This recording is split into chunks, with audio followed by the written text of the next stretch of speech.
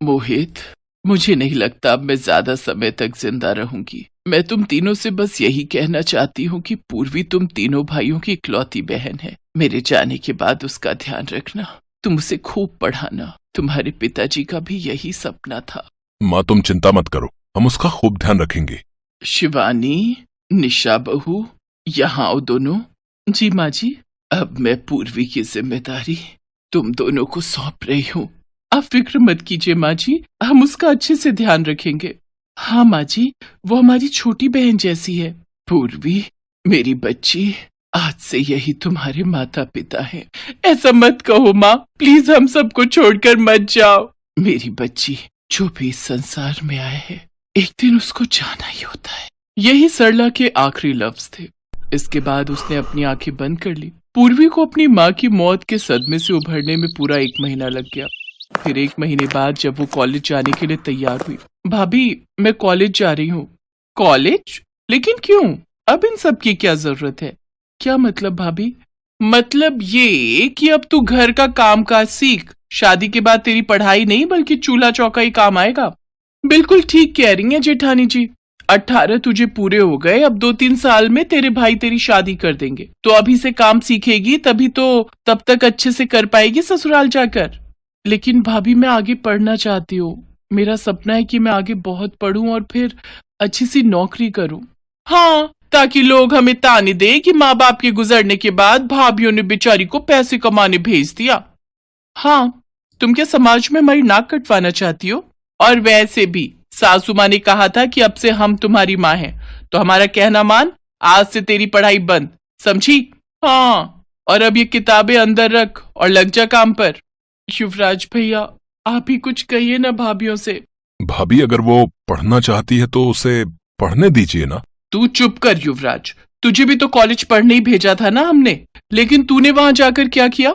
उस सोनम से इश्क लड़ा बैठा और अब उससे शादी करने वाला है। हाँ हाँ, अगर इसने भी ऐसा किया तो फिर हम तो कहीं मुंह दिखाने लायक नहीं रहेंगे। लेकिन भाभी, मैं ऐसा कुछ भी नहीं करूंगी। अपनी जुबान बंद रखो और जाओ किचन में जाकर खाना बनाने की तैयारी करो।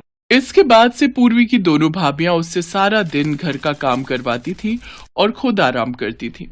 उन्हें तो मानो मुफ्त की नौकरानी मिल गई थी। लेकिन फिर पूर्वी ने सोचा कि अगर वो अपने बड़े भाइयों से इस बारे में बात करे तो हो सकता है कि वो उसकी बात मान जाए। भैया, मैं आपसे कुछ बात करना चाहती हूँ। हाँ बोलना पूर्वी, तुझे क्या चाहिए?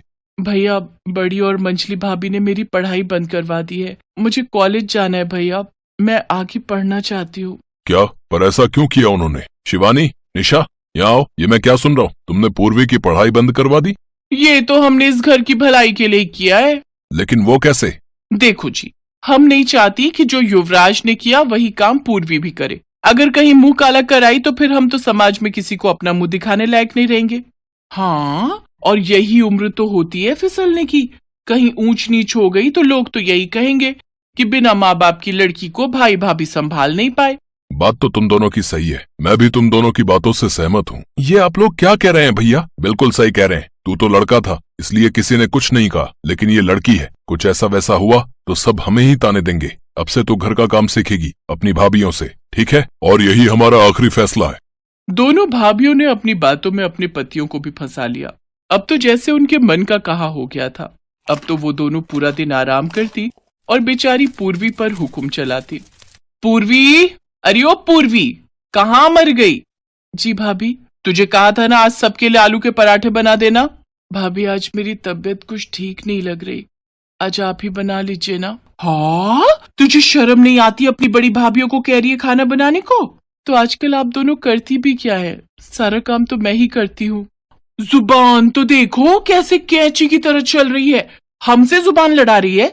अभी तो तेरा कॉलेज जाना बंद करवाया है, अगर ज्यादा बकबक की ना तो घर से निकलना भी बंद करवा देंगी, समझी? बड़ी आई, चल अब जल्दी से काम पर लग जा। जी भाभी। अपने 3 भाइयों की इकलौती बहन और अपने माँ बाप की लाडली पूर्वी ने ना जाने अपनी पढ़ाई को लेकर कितने ही सपने संजोए थे, लेकिन आज वो किताबें उसके कमरे के कोने में पड़ी रहती थी, जिन्हें देख देख पूर्वी बस रोती रहती है।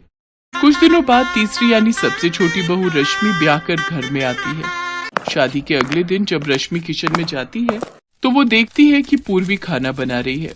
तब वो उससे पूछती है, अरे पूर्वी, तुम इतनी सुबह सुबह यहाँ क्या कर रही हो? भाभी, मैं तो जल्दी उठकर सबके लिए खाना बनाती हूँ, फिर तीनों भाइयों का नाश्ता भी तो पैक करना होता है ना। और तुम्हारा कॉलेज? वो तो हमने इसका कब का छुड़वा दिया, ताकि ये भी तुम्हारी तरह कोई गुल ना खिला ले। लेकिन अगर ये पढ़ेगी लिखेगी, अपने पैरों पर खड़ी होगी तो क्या बुराई है इसमें? आज मैं भी इंडिपेंडेंट हूँ, अपने पैरों पर स्टैंड हूँ, तो क्या बुरा हुआ इसमें? हमने जो भी किया है इसकी भलाई के लिए ही किया है। इतना कहकर दोनों भाभियां वहां से चली जाती हैं। लेकिन रश्मि ने भी फैसला कर लिया था कि वो पूर्वी की पढ़ाई शुरू करवा कर ही रहेगी। एक रोज ऐसे ही, मोहित भैया, मैंने सुना है आपकी बेटी श्रुति हॉस्टल में पढ़ाई कर रही है। हाँ, हमने ही उसे भेजा है। बहुत अच्छा हॉस्टल है, अच्छी पढ़ाई होती है वहाँ। अच्छा, लेकिन आपकी नजरों से दूर उसने कहीं कोई कांड कर दिया तो? मैं तो कहती हूँ उसकी पढ़ाई बंद करवा दीजिए और उसे यहाँ बुला लीजिए। पूर्वी के साथ वो भी चूल्हा चौका संभालेगी। मेरी बेटी अभी छोटी है, वो 11वीं में पढ़ती है, भला वो क्यों चूल्हा चौका करे? मैं तो चाहती हूँ वो पढ़ लिख कर कुछ बने। यही सोच आपने पूर्वी के लिए क्यों नहीं रखी? क्योंकि वो आपकी बेटी नहीं है इसलिए? आप श्रुति के माँ बाप हैं, इसी तरह पूर्वी के माता पिता ने भी तो उसके लिए सपने देखे होंगे ना। आप लोगों ने उसके सपनों की परवाह किए बिना उसको रसोई में धकेल दिया। रश्मि की बातें सुनकर सबका सर शर्म से नीचे झुक गया। उन सबको अपनी गलती का एहसास हुआ। पूर्वी की दोनों भाभियों ने उससे माफी मांगी। हमें माफ कर दो पूर्वी, आज जब बात मेरी बेटी की पढ़ाई पर आई तब मुझे एहसास हुआ कि हमने तुम्हारे साथ गलत किया।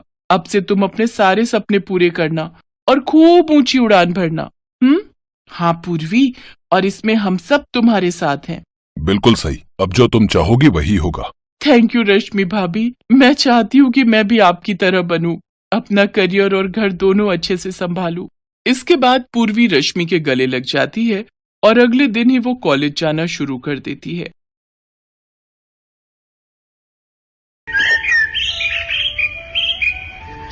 पारुल 10 साल की एक बहुत ही मासूम लड़की थी। उसके सिर पर बाल नहीं उगते थे, इस कारण वो गंजी थी। आस पड़ोस, रिश्तेदार और स्कूल में सब पारुल को गंजी या फिर टकली कहकर बुलाते थे। कभी कभी इस बात से पारुल बहुत दुखी हो जाती थी। ये देख पूजा, मेरी मम्मी मेरे लिए कल मार्केट से न्यू हेयर पिन लेकर आई है। अरे शीतल, ये हेयर पिन तो बहुत सुंदर है, मुझे ऐसी पिन्स मंगवा देगी? हाँ हाँ, क्यों नहीं। अरे संभाल कर, देखा जमीन पर गिरा दी। ओ गंजी, इधर आ। हाँ आती हूँ। ये हेयर पिन्स उठा कर दे। Thank you. अच्छा, तुझे चाहिए तो तेरे लिए भी एक सेट मंगवा दूंगी। नहीं, मुझे नहीं चाहिए। तू भी पागल है शीतल, ये गंजी अपने सिर पर हेयर पिन्स कैसे लगाएगी? ये तो गंजी है, गंजी। अरे मैं तो भूल ही गई थी, ये तो गंजी खोपड़ी है। तभी वहाँ क्लास टीचर आ जाती है और सब बच्चे खड़े हो जाते हैं।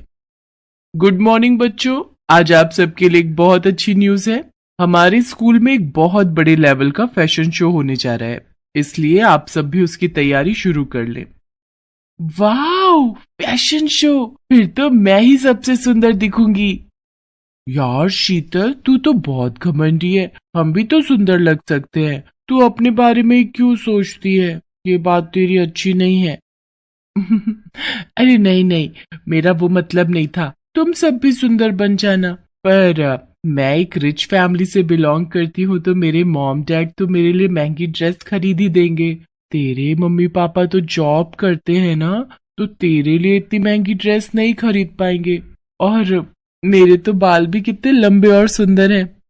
मैं तो अपने बालों में पार्लर से कोई भी अच्छा सा स्टाइल बनवा सकती हूँ। तुम लोगों के बाल भी बहुत छोटे छोटे हैं, बिल्कुल उस गंजी पारुल की तरह। शीतल की बातों को सुनकर पूजा गुस्से में आ जाती है, पर वो उस वक्त उसे कुछ नहीं कहती। पारुल रोती हुई घर जाती है। पता नहीं कैसे स्कूल में मेरी बच्ची का एडमिशन करवा दिया। सारे बच्चे इसका मजाक उड़ाते हैं, कब तक सहन करेगी? बड़ी मुश्किल से तो ये स्कूल मिला है, हमारे बजट में भी है, और फिर बच्चे हैं, बच्चों की तो आदत ही होती है एक दूसरे का मजाक उड़ाने की। पारुल बिटिया, हमें कभी भी किसी की बात का बुरा नहीं मानना चाहिए। अगर हम ऐसे ही हर किसी की बात का बुरा मानने लगे तो जीवन काटना बहुत मुश्किल हो जाएगा बच्चे।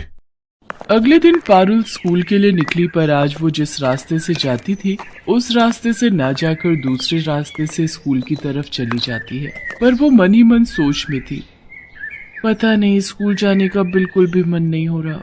मेरे साथ ऐसा क्यों हुआ? मेरे सिर पर बाल क्यों नहीं है?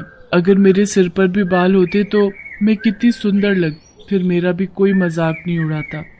तभी पारुल को किसी के बुलाने की आवाज आती है। कोई बचाओ, मैं इस गड्ढे में गिर गई हूँ, मेरी मदद करो। अरे आप कौन हो? रुको मैं आपको बाहर निकालती हूँ। इन्हें बचाने के लिए तो मुझे रस्सी की जरूरत पड़ेगी। अब क्या करूँ? वो एक रस्सी पड़ी हुई दिखाई दे रही है। किसी तरह पारुल उस रस्सी की सहायता से एक औरत को गड्ढे से बाहर निकालती है। तुम्हारा बहुत बहुत शुक्रिया बहादुर लड़की, तुमने मुझे गड्ढे से निकालकर मेरी जान बचाई। कोई बात नहीं, आप मुसीबत में थी और मेरी मम्मी कहती है कि मुसीबत में हमें सबकी सहायता करनी चाहिए। पर आप इस गड्ढे में कैसे गिरी? मेरा नाम सोफिया है, मैं एक जादूगरनी हूँ। मैं कल रात जब अपने घर वापस जा रही थी तो रात के अंधेरे में मुझे ये गड्ढा दिखाई नहीं दिया और मैं इस गड्ढे में गिर गई। अगर आप जादूगरनी हो तो आप इस गड्ढे से बाहर क्यों नहीं आ सके?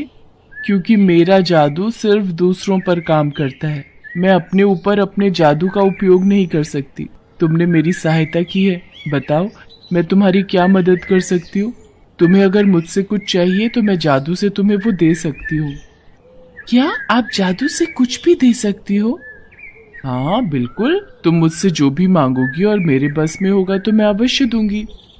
क्या आप मेरे सिर पर बाल उगा सकते हो? सब मुझे गंजी कहकर बहुत चिढ़ाते हैं। मेरे स्कूल में फैशन शो होने वाला है। बस इतनी सी बात, अभी लो। जादूगरनी छड़ी घुमाए, सिर पर लंबे बाल आ जाए। और देखते ही देखते पारुल के सिर पर लंबे और सुंदर बाल आ जाते हैं। अब वो गंजी नहीं थी। पारुल, तुम्हारे सिर पर असली बाल है, ये बात किसी को मत बताना। जब समय आएगा तो सबको खुद पता चल जाएगा। अभी तुम सबसे यही कहना कि तुमने बालों के लिए एक विग खरीदा है।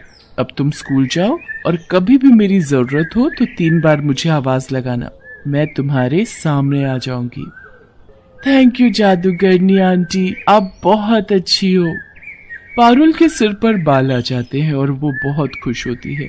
उसके बाद वो स्कूल जाती है और सबको यही कहती है कि उसने बालों में विग लगवाई है। इस पर सब बच्चे हंसने लगते हैं। विग लगाने से क्या होता है तो तू अभी भी गंजी ही ना। पारुल शीतल की बात का बुरा नहीं मानती। पारुल घर जाकर अपने मम्मी पापा को सारी सच्चाई बता देती है। कुछ दिन बाद फैशन शो था और वो बहुत सुंदर तैयार होकर फैशन शो के लिए स्कूल जाती है। शीतल ने भी महंगी ड्रेस और महंगा हेयर स्टाइल करवाया था। पूजा के मन में शीतल के लिए नफरत थी। पूजा उससे अपने अपमान का बदला लेना चाहती थी। शीतल बहुत घमंड करती है ना अपने बालों पर। आज मैं उसके बालों में ये गोंद चिपकाकर उसके सारे बाल खराब कर दूंगी ताकि वो फैशन शो में भाग ही न ले पाए। शीतल, तेरे बाल तो बहुत सुंदर लग रहे हैं, पर बालों में जो ऊपर पिन लगी हुई है ना, मैं उसको ठीक कर दूं? लग रहा है वो नीचे गिरने वाली है। कहाँ गिर रही है, जरा ठीक से लगा दे। पूजा जानबूझकर अपने हाथों में पकड़ी हुई गोंद की डिब्बी शीतल के बालों में गिरा देती है।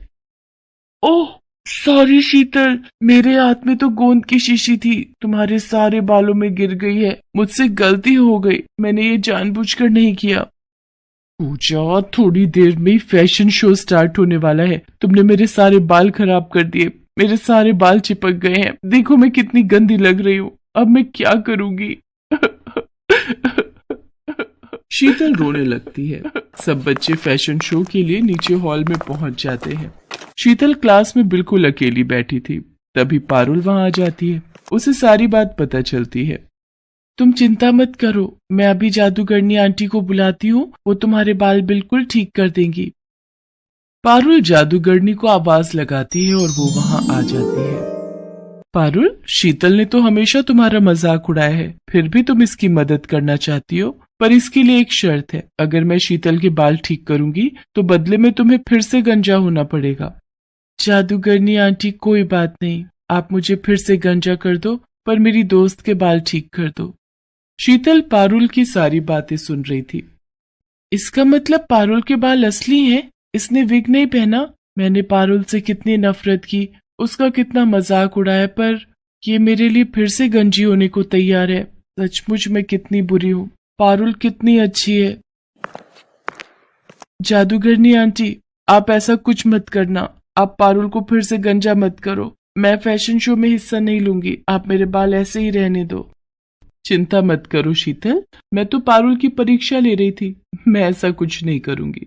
मैं तुम्हें सीख देना चाहती थी। कभी भी किसी से ईर्ष्या मत करना। ईर्ष्या करना बुरी बात है। पारुल, तुम सचमुच बहुत संस्कारी बच्ची हो।